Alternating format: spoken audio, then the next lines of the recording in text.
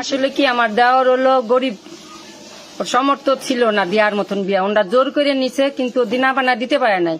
যেহেতু যেদিন কেটে গেছে তারপর দিন থেকেই যন্ত্রণা দিচ্ছে, খাইতে দেয় না, শাশুড়ি মারধর করে। কিন্তু ছেলে পছন্দ করে নিছে, ছেলে কিন্তু তার ইচ্ছা রাখার জন্য, মার রাখার জন্য ইচ্ছা না।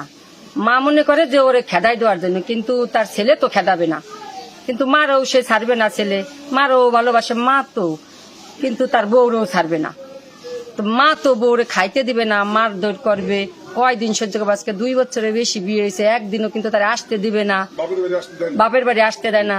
মেয়েটা কি কখনো সুইসাইড করতে গেছিল?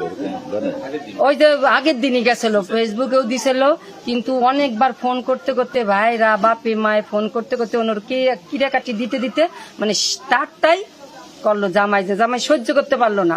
দেখলো আমার মারও সামাল দিতে পারতেছে না, আমার বউর এরকম যন্ত্রণা দিতেছে, বউ সহ্য করতে পারতেছে না। আমি কি করব, নিজে যায় নিজে আর কি আত্মহত্যা করলো। মেয়ে আপনার কি হয়? মেয়ে আমার দেওরের মেয়ে। আপনার নামটা? আমার নাম সাধনা সাহা।